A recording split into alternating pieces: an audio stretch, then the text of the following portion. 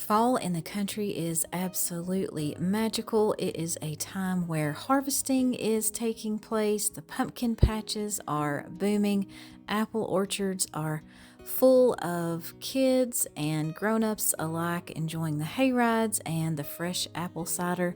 So if it's something that you haven't experienced, I hope you have that on your bucket list because it's something that you really don't want to miss out on. Thank you guys for stopping by Lavender and Lace. I'm Alicia.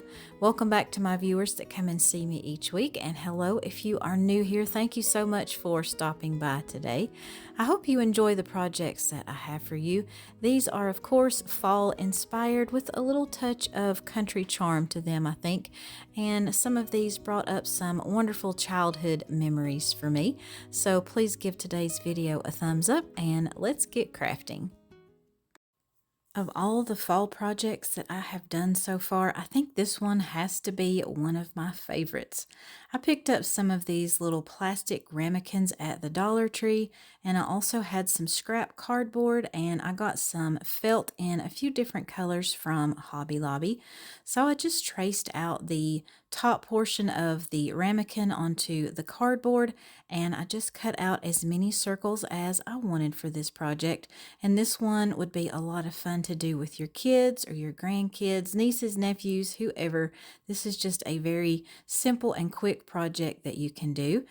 And I just used my cardboard circles to trace out a circle onto my orange felt as well. And I just cut out as many as I needed of that.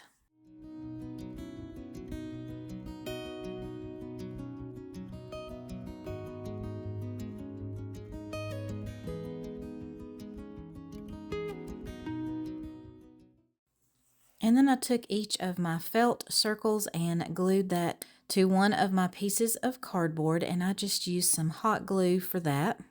You could probably also use an Elmer's glue stick or some of the Aleene's tacky glue, whatever that you had on hand.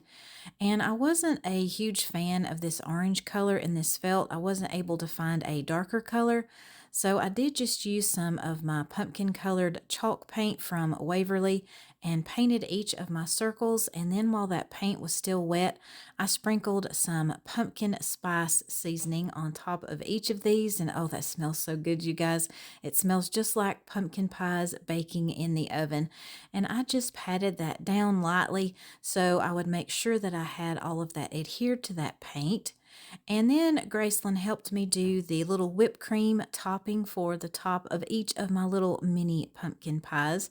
So we just started with a circle in that white felt, and then we just cut on a spiral, and we wrapped each of those little spiral sections together, and it kind of formed a rosette shape. And then all you have to do is glue that down with some hot glue. And if you want your little whipped cream dollops to be bigger, you will start with a larger circle and just continue on with the other steps for this process. But I love how these little whipped creams turned out. They are so cute to add to each of these little pumpkin pies. And then for the crust, I just took that brown felt and just cut this into very skinny strips. I can't remember the exact size, but it was probably about 1/4 of an inch. And to start applying this crust to that outer edge of my pie, I just added a small amount of hot glue, and I did work in sections. So I put that down and glued down the end, and then I kind of did, it's not really an accordion fold, but it's similar. I just folded that brown felt over on itself just to get the little scalloped edges that you find on an actual pie crust when you are baking that. You guys can probably figure out what I did a little bit easier by just watching the video rather than me explaining it, because sometimes I feel like I don't explain things the best. But just continue that all the way around until you have all of the top of your pie covered with that crust the way that you want it. And of course, you will do this in sections with those strips of felt, and that will just make it a little bit easier to continue to get that curved surface that you want for your pie.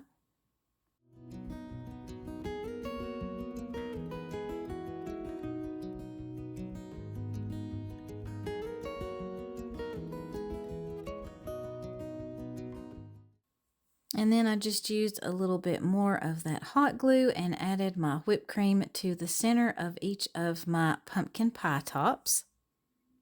And I think this will be a lot of fun to do an apple or a cherry, maybe even a pecan pie, whatever you guys would want to do. And I had some extra little candies on hand and I put those inside of the ramekin and just added my pie top. And I think these are so cute, you guys. Aren't these just adorable? I love how these turned out and these are so fun to add to your fall tables this year and have a special little treat on the inside.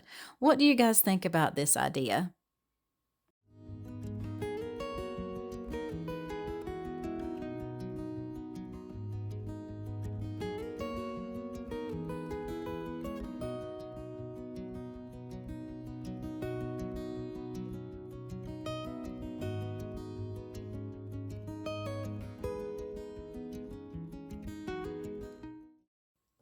I like to grab the wooden pieces that you can find at Dollar Tree, and I try to get several of these when I can find them because they don't always have them at my stores.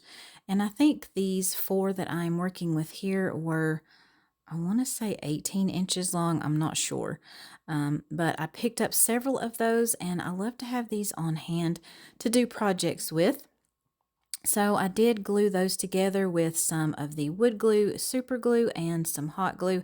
And of course, since I did get these from Dollar Tree, they weren't all the exact same width or completely straight. So I did have some gaps in this piece. So I just went on the back side and added some extra hot glue in all of those gaps just to make sure that this wouldn't come apart. And then just for some extra stability on the back, I did cut down three of my jumbo popsicle sticks and just glued those across all of those other four pieces as braces. And the paint color that I wanted for this was kind of a peachy beige tan color, but I didn't have anything on hand that I really liked. So we just took some white paint and added a little bit of orange to that until we got the color that we were happy with. And I had one of these smaller wooden pieces as well, and I just laid that out across the top of this piece and marked some pencil lines just so I would know exactly where I needed to start painting. And I did a couple of coats of my yellowish color on the bottom portion of this, and then I just grabbed my Waverly chalk paint in the truffle color, and I just had to do one coat of that on the top. And I also painted that smaller wooden piece with that truffle color as well. And I used that, and that's going to be the hat brim. And I just laid that down on the top as a guide so I would know exactly where to put all of my facial features. And I like to look up just images on Google or Pinterest or something when I'm doing a project like this, because a lot of times it's hard for me to get something from my mind to translate well onto my project. So I just like to have something to look at. And we just filled in the eyes with some black chalk paint, and we did the nose with some of that orange acrylic paint. And I did have to do two coats of that. If you use chalk paint, you would get better coverage, of course. And when you are doing these smaller areas like this, you do want to use a smaller paintbrush. That just makes things a little bit easier. And to draw on the mouth, I used one of my paint pens. And you guys be sure that you check out the description box. I will try to link all of my supplies and materials, everything I can for you there, in case you want to check those out for yourself. And of course, I had to go back in and add some of those stitch lines on my scarecrow's mouth. Otherwise, he wouldn't look like a traditional scarecrow that you would find in your garden. And then I just took a little bit of some light pink acrylic paint that I had and gave him some rosy cheeks. I would have liked this to be a little bit darker paint, but I just didn't have anything on hand that would look right for this project. And I used a white paint pen just to add some highlights to his eyes and his nose as well. And I just love how he is turning out. He is so cute. He is going to make the perfect porch greeter this fall. And just to add a little bit of hair to my scarecrow, I just bunched up quite a bit of this raffia and just glued that across the top with some hot glue. And have you guys ever made a scarecrow to put in your garden? I have, but I don't know if it actually did any good or not. We still had some deers and rabbits and birds and things like that that were getting in our garden, but it was kind of fun to make and do that with my kids when they were younger. But once I got all of the raffia added to the top for his hair, I just added that hat brim piece with some hot glue, and I did give him a little bit of a haircut. And of course, since this is a scarecrow, it doesn't have to be perfectly nice and neat. You want him to look a little bit scruffy and shaggy, in my opinion. And then just to give a little bit more of dimension to that hat, I did decide to go around all of the edges with my jumbo fingernail file and just to stress that a little bit. And I did that all around the hat as well. And I grabbed a couple of things that I had in my stash just to see how I wanted to embellish my scarecrow. And I decided to go with that leather leaf as well as that acorn. And I found both of those things at Dollar Tree. I'm not sure if they have any of those this year. I haven't seen them at my local stores, but of course, that doesn't mean that they don't have them in your area. And then just to add a little bit more softness, I added some Spanish moss here and there to my scarecrow. And I think that was the perfect finishing touch for this. I just love the way that he turns out. And I think he is probably one of my favorites as well. I know I said that about the last one, but I had a lot of fun with this one. What do you guys think about this one?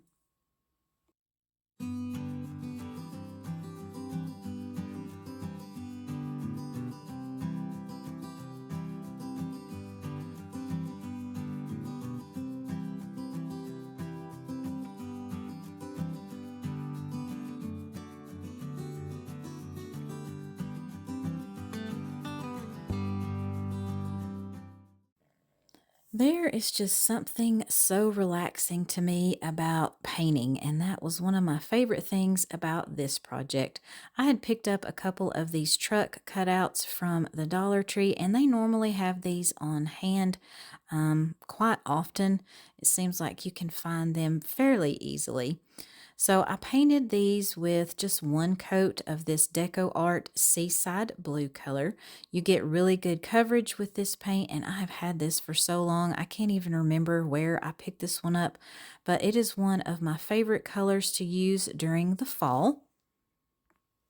So I painted two of those truck cutouts with that blue color, and then I painted one of the wooden crates as well. I did the inside and the outside and the bottom of that crate. And then for the truck bed rails, I did those with my Waverly chalk paint in the color truffle. And while I was working on this project, it did take me back to my childhood because my dad had an older truck. It wasn't blue, it was red, but we were able to ride in the back of the truck on Saturdays to go to town. And I know kids don't get to do that anymore, but that's just one of my favorite memories that I have and just something that me and my brother really enjoyed. But as you saw, I painted each of the wheels with just some black chalk paint, and then just to add a little bit of rust to my truck, I took some of my antique wax from Waverly and just did some light dry brushing in the areas that I thought trucks would naturally have that rust color, and then I just went all over the surface as well. And I did that same thing with my small wooden box.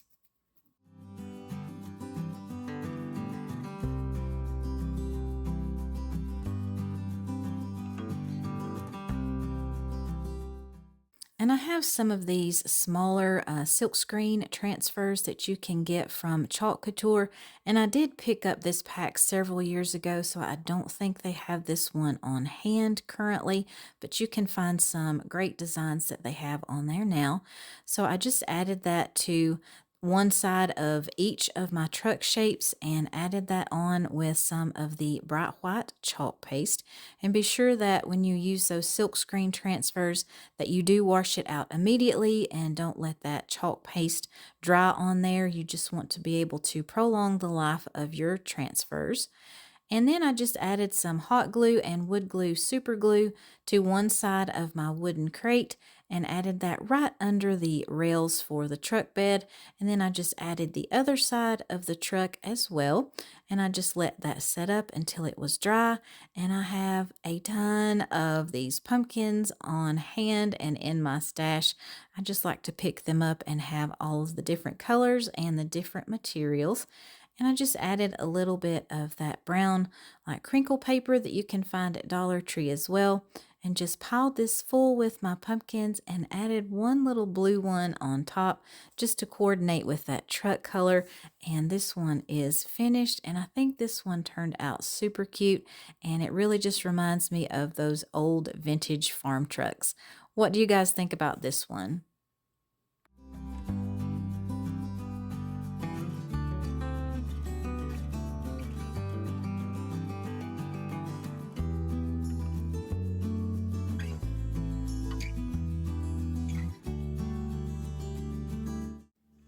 That wraps up our projects for today, and I hope you enjoyed this little taste of fall in the country.